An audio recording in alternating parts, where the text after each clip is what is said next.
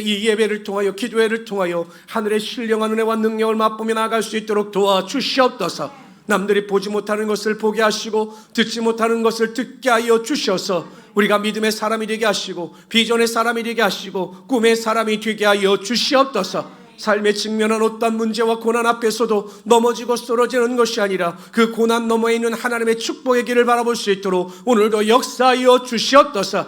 말씀을 들을 때마다 깨닫게 하여 주시고 마음속 가운데 견고한 믿음이 생겨나게 하여 주시옵소서. 우리 교회 가운데 함께 하여 주셔서 말씀과 성령으로 충만한 성도들 되게 하시고 마지막 때 정신을 차리고 깨어 기도하는 성도들이 되게 하여 주시옵소서. 오늘도 이 자리에 참석한 우리 성도들 한 사람 한 사람에게 하나님의 기름 부음과 기도 응답의 축복이 임하게 하여 주시옵소서. 감사하며 예수님의 이름으로 기도드리옵나이다. 아멘. 우리 앞뒤 좌우 살리시 합시다. 동서남북을 바라봅시다. 우리 축복합시다. 주님의 이름 당신을 축복하고 환영합니다. 우리를 축복합시다. 나는 정말로 귀하고 소중한 존재입니다. 나는 정말 행복한 사람입니다. 나는 정말로 강건한 사람입니다. 믿으시기를 바랍니다. 오늘은 하나님의 말씀은 사무엘하 1장 17절에서 24절까지 말씀이 되겠습니다. 구약 성경 464페이지입니다. 27절까지입니다. 27절. 17절에서부터 27절까지 말씀이 되겠습니다.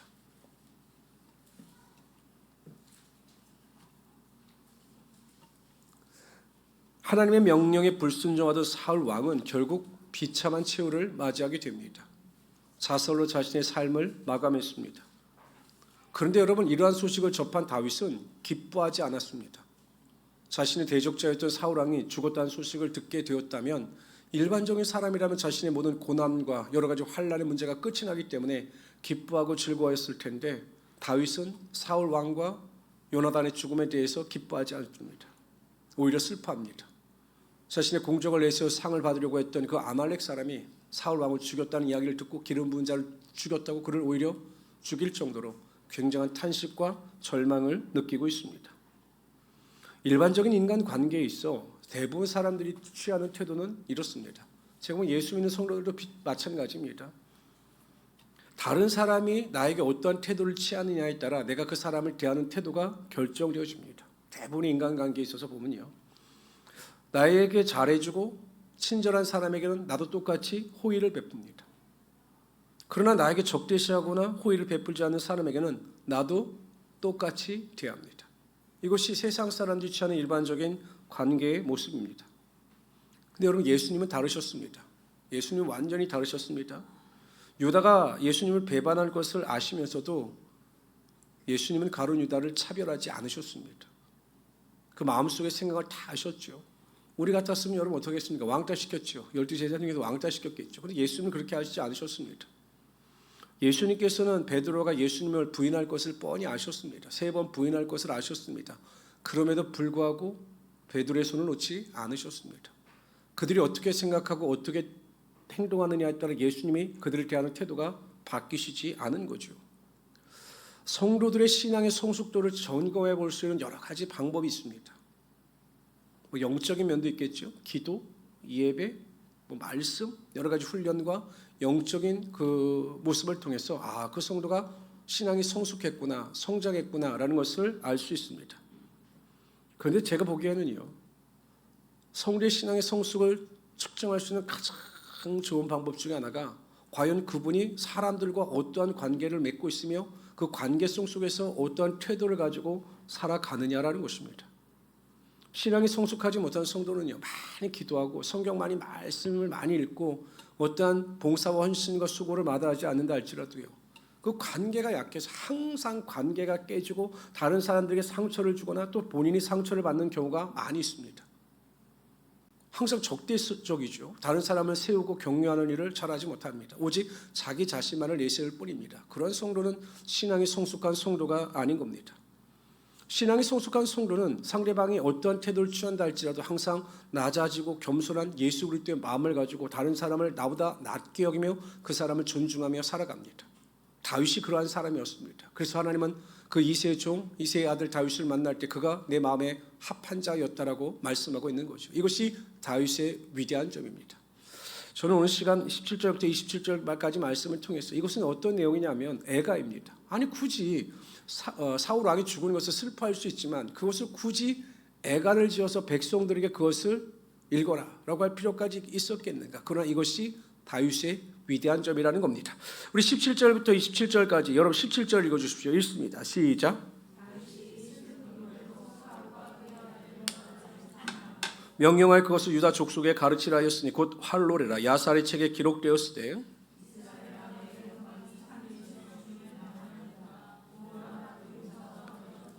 이 일을 가드에도 알리지 말며 아스글론 거리에도 전파하지 말지어다. 블레셋 사람들의 딸들이 즐거워할까? 할례받지 못한 자들의 딸들이 개가를 부를까? 염려로다.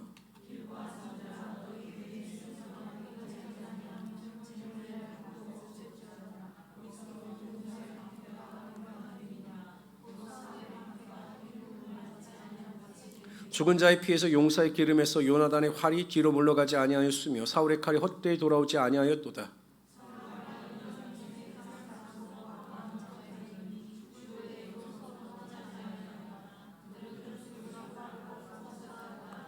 이스라엘 딸들아 사울을 슬퍼하며 울지어다. 그의 붉은 옷으로 너에게 화려하게 입혔고 금놀이개를 너희 옷에 채웠도다.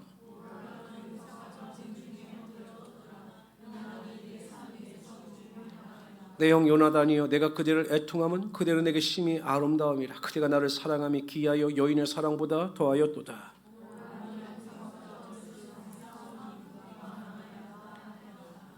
오늘 보면 그 애가의 책의 내용에 대해서 이렇게 설명합니다. 곧 활노래라 야살의 책에 기록되었으며 이 애가의 제목은 활노래입니다.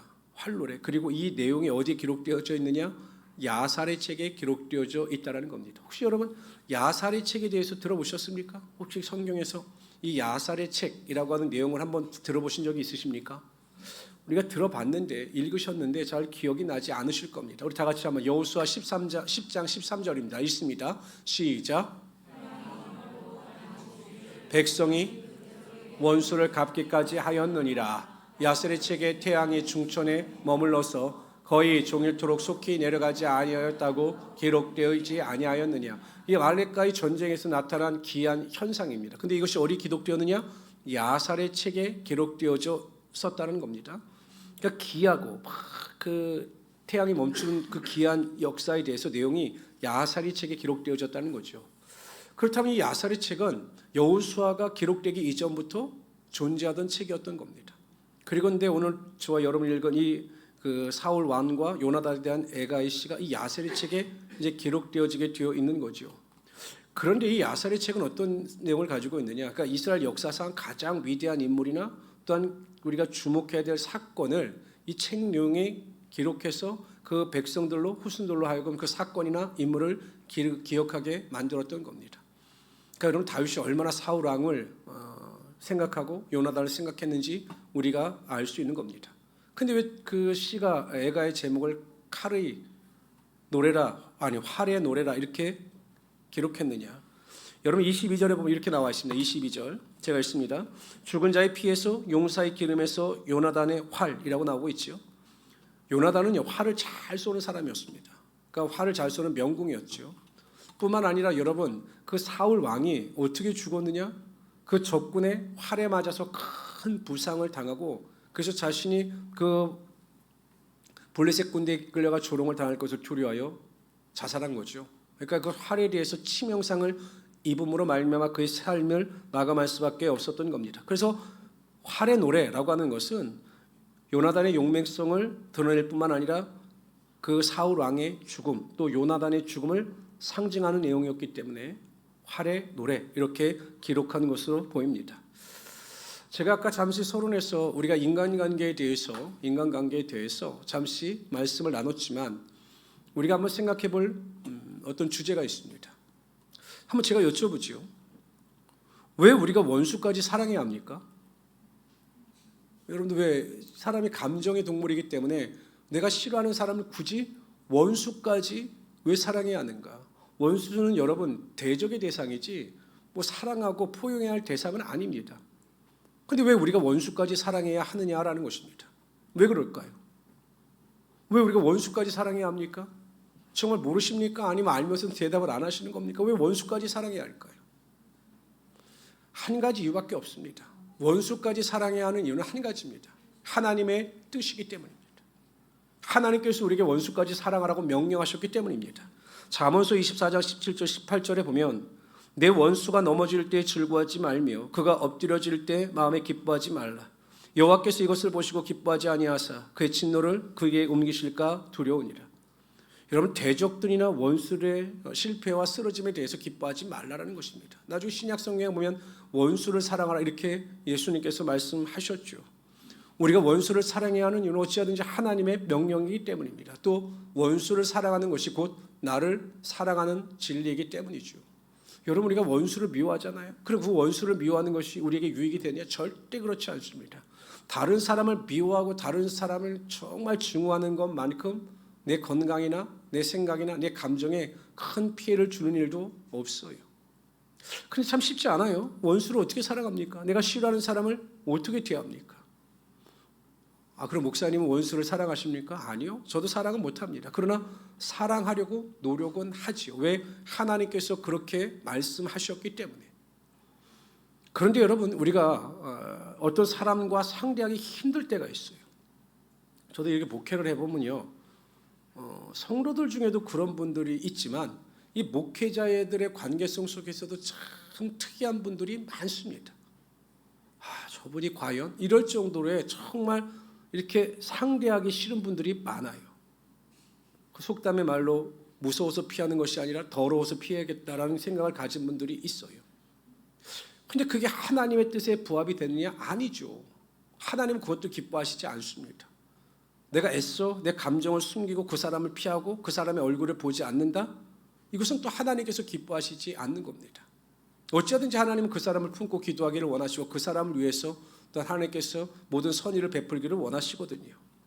마태복음 10장에 보면 예수님께서 그 12 제자들을 세상에 파송하십니다. 그러면서 하시는 말씀이 비둘기같이 순결하고 뱀처럼 지혜로워야 한다라고 말씀하십니다. 그리고 각 그 집에 방문했을 때 어떻게 그들을 상대해야 할 것인가에 대해서 말씀해 주시니 이렇게 말씀하십니다. 또 그 집에 들어가면서 평안하기를 빌라. 그 집이 이에 합당하면 너희 빈 평안이 거기 임할 것이요 만일 합당하지 아니하면 그 평안이 너에게 돌아올 것이니라. 우리가 상대하는 어떤 사람들 중에 나를 힘들게 하고 어렵게 하는 사람이 있으면 그 사람을 피하려고 하지 말고 우리가 기도할 때나 그 사람을 이렇게 대면했을 때요, 마음속으로 그 사람을 축복하고 그 사람의 평안을 빌잖아요. 그러면 그 평안이 우리가 기도가 응답이 되면 하나님께서 그 사람도 회복시켜 주시고 나도 회복시켜 주셔서 관계를 회복시켜 주십니다. 근데 그 사람이 우리의 평안을 받을 만한 그릇이 되지 않는다? 그러면 그 평안이 우리에게 돌아오게 되어 있는 겁니다. 그러므로 성도 여러분, 나를 대적하는 자들, 나를 공격하는 자를, 나를 미워하는 자들을 똑같이 맞서서 싸우는 것은 하나님의 뜻이 아닙니다. 하나님은 하나님의 뜻대로 관용과 선행을 베풀며 평안을 빌어주는 자에게 하나님의 축복과 영광이 나타나게 하여 주시는 거죠. 이 교회 생활하다 보면 특히 제가 보면 큰 교회보다는 우리 교회같이 작은 교회가 신앙생활하기가 힘들어요. 큰 교회는 보니까요, 저 여의도 순복음교회는 보니까 여기서 싸우면 저기로 가고 저기서 싸우면 저기로 가고 갈 데가 많더라고요. 엘린 갔다 뭐 한세 갔다 뭐 많더라고요. 근데 우리는 도망가면 어디로 도망가느냐? 딴 교회로 갈 수밖에 없어요. 그런데 여러분, 큰 교회는요, 큰 교회에서도요, 성가대에서 시험 들면 3부 성가대로 가고 3부에서 시험 들면 6부로 가면 되거든요.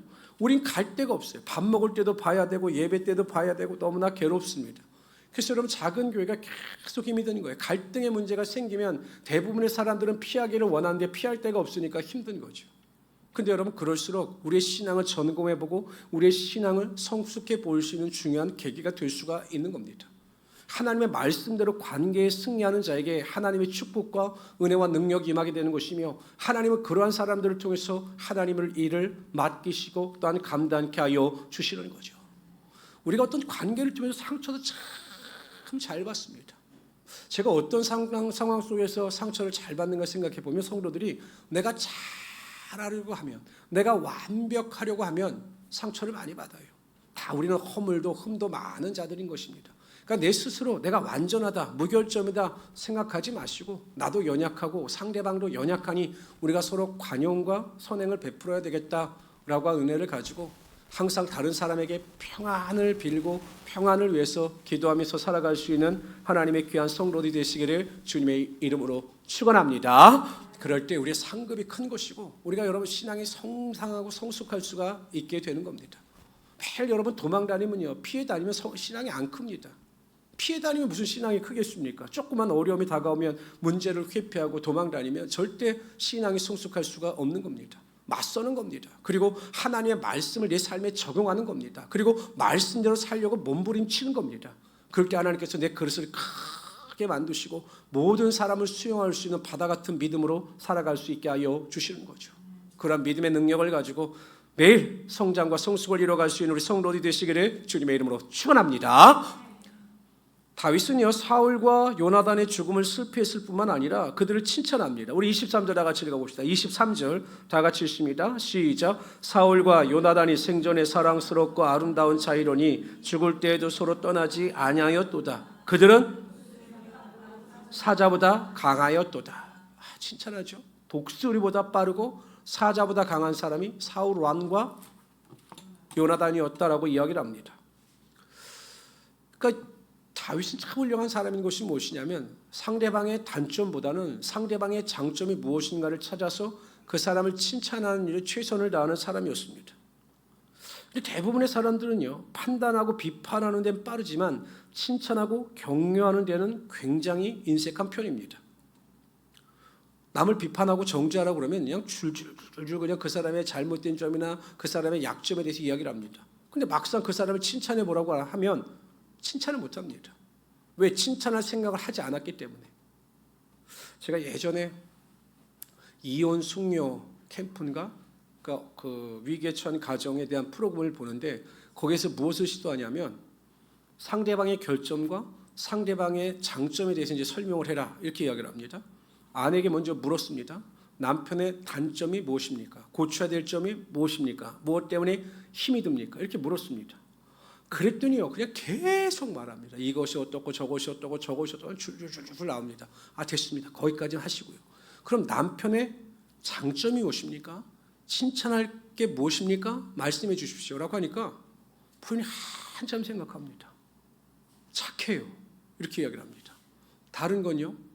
착해요. 그러더라고요. 착한 것밖에 없는 거예요. 남편의 장점이 뭔지를 모르는 겁니다. 그러니 여러분 가정의 위기일 수밖에 없는 거죠.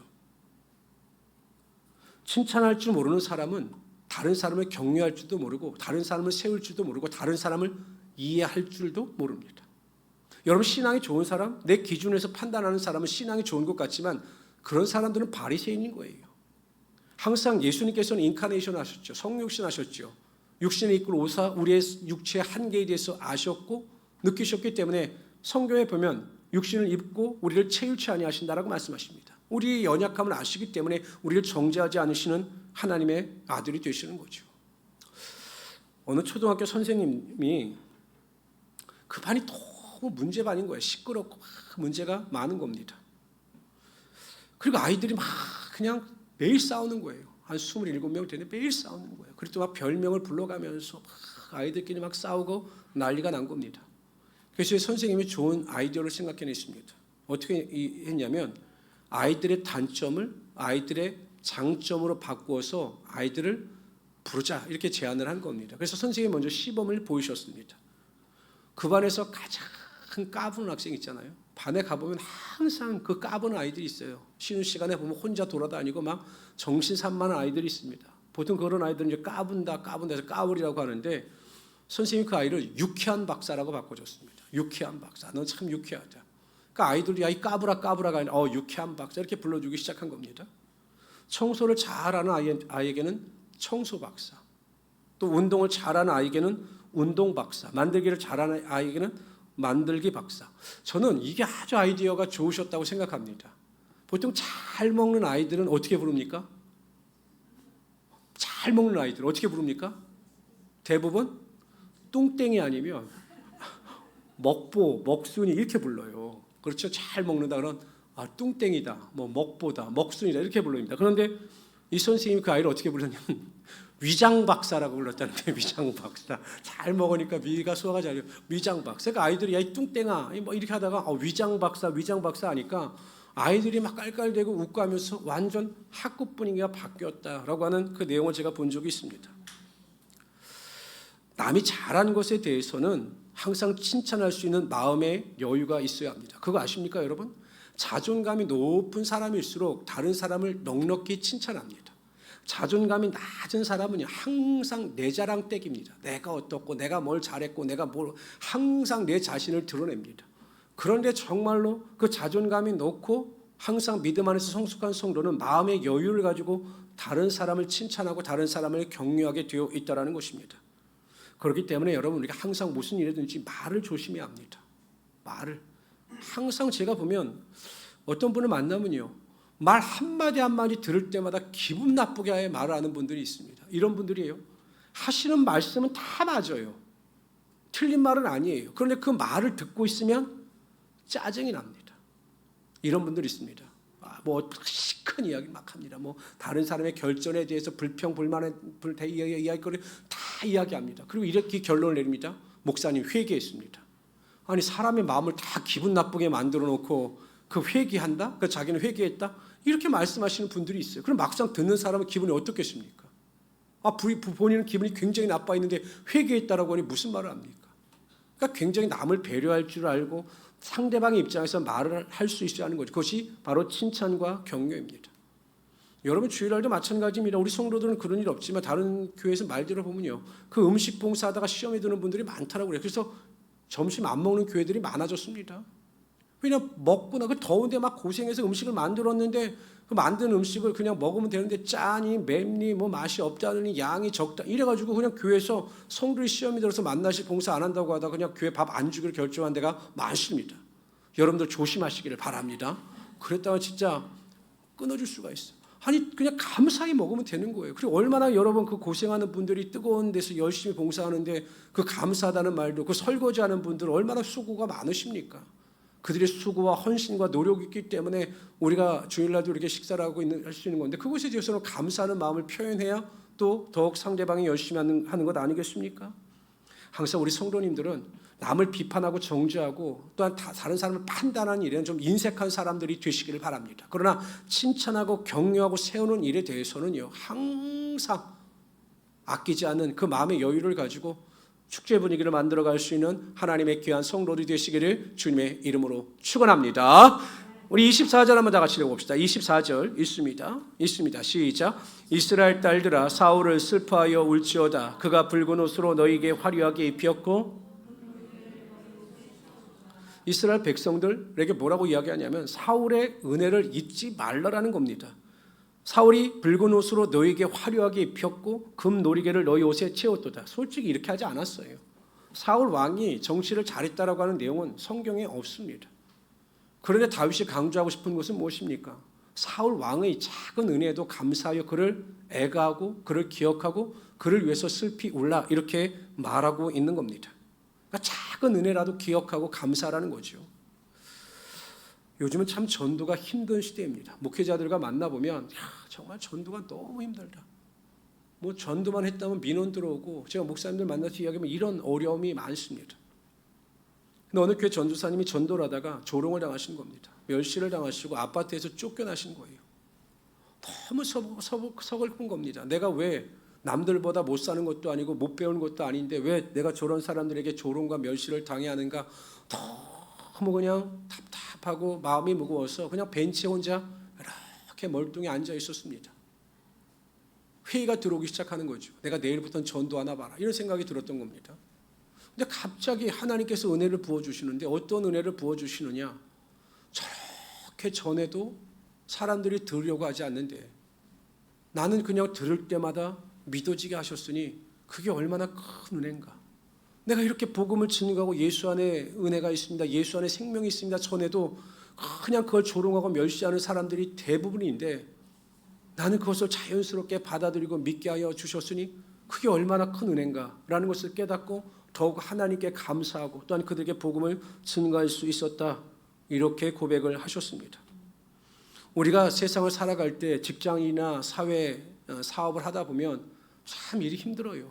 참 힘들 것 같습니다. 저는 저도 이렇게 보면요, 안 해본 그 옛날 말로 하는 안 해본 알바가 없습니다. 저는 정말 많은 알바를 해봤습니다. 청소도 해봤고 노가다도 해봤고 별걸 다 해봤습니다. 그럴 때마다 느끼는 것은 참 세상을 사는 것이 힘이 들구나. 참 성도들이 세상에 나가서 살아가는 것이 힘이 들겠구나라는 것을 저는 잘 압니다. 참 힘들지요. 그러나 여러분 또 한편으로 생각해 볼 때 생각을 바꾸면 그래도 내가 그 일을 감당할 수 있는 건강이 있으니 그것 또한 하나님께서 베풀어 주신 은혜가 아니겠습니까? 제가 아까 농담으로 저희 집사람하고 이야기를 했는데 저희가 결혼하고 나서 1년 만에 처음으로 이제 결혼 1주년 기념 여행을 갔습니다. 근데 제가 잊어버리잖아요. 우리 집사람은 잊어버렸더라고요. 오징어 회를 먹으러 들어갔는데 앉았는데 얼마냐고 물어보니까 3만 원이래요. 그래서 제가 그걸 사줬겠습니까? 못 사줬겠습니까? 3만 원짜리 오징어, 얼마의 오징어에 앉았습니다. 앉았어요. 그래서 오징어회가 얼마입니까? 하니까 3만 원입니다 하는데 제 심장이 털컥 내리더라고요.